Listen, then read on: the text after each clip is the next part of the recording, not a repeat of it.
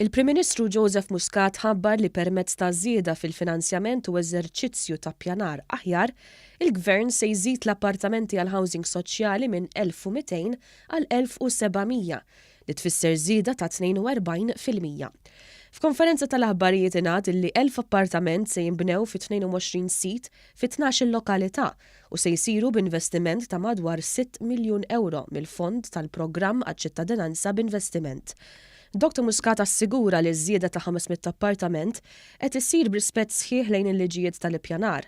Qal li m'hemmx wieħed minnhom li se jinbena f'żona barra mill-iżvilupp u kull appartament se jinbena skont ir-rekwiżiti u l-ispazji permessi mill-Awtorità tal-Ippjanar.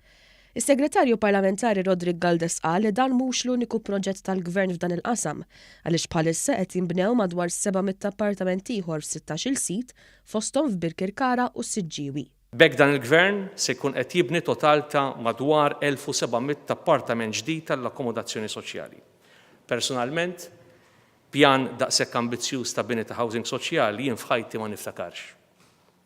Tajjeb ngħidu li l-bini ta' dawn l-1700 appartament se jkun qed inżidu l-istokk eżistenti ta' djar tal-Housing Authority b'31%.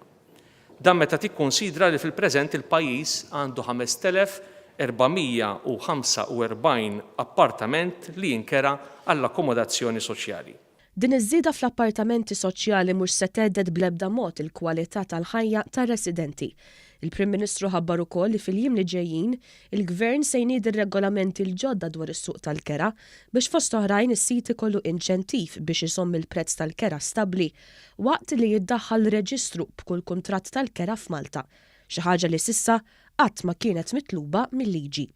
Illum is-suq huwa wieħed fejn fil-waqt li ma għandna l-ebda tip ta' property bubble kif joħroġ mir-rapport tal-KPMG, kellna u għandna f'dawn l-aħħar 24 xahar overheating tas-settur tal-proprjetà, tal-prezzijiet tas-settur tal-proprjetà f'ċertu oqsma partikolari. Dak l-overheating huwa b'mod naturali li jwassal imbagħad għal sitwazzjoni fejn il-prezzijiet jekk ma jonqsux tikkalma l-accelerazzjoni tagħhom. Allora dak li nagħmlu ma jistax ikun biss sallum, imma jrid ikun ippjanat għal sitwazzjonijiet fejn il-prezzijiet ta' ċertu proprjetà ma tibqax tiżdied bir-ritmu illi żdiedet fl-aħħar 24 xahar. Mistoqsim il-ġurnalisti dwar kumment li għadda fuq il-ħaddiema barranin il-Prim Ministru minnu fih qal li d-diskors tiegħu kien instema' insensittiv u li ta' dan jiddispjaċih. Mbagħad kien hemm il-dikreazzjoni min-naħa tal-kap tal-Oppożizzjoni li jekk għandhom jiġu barranin jiġu bħala Malmin.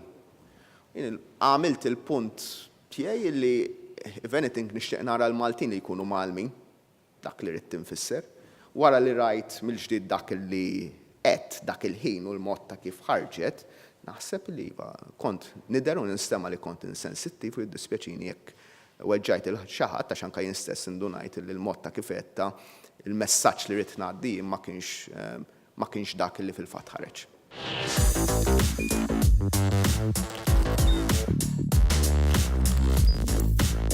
Idħol fuq one.com.mt u hemmhekk tista' tara l-programmi kollha li jxandru fuq One permezz ta' One Play.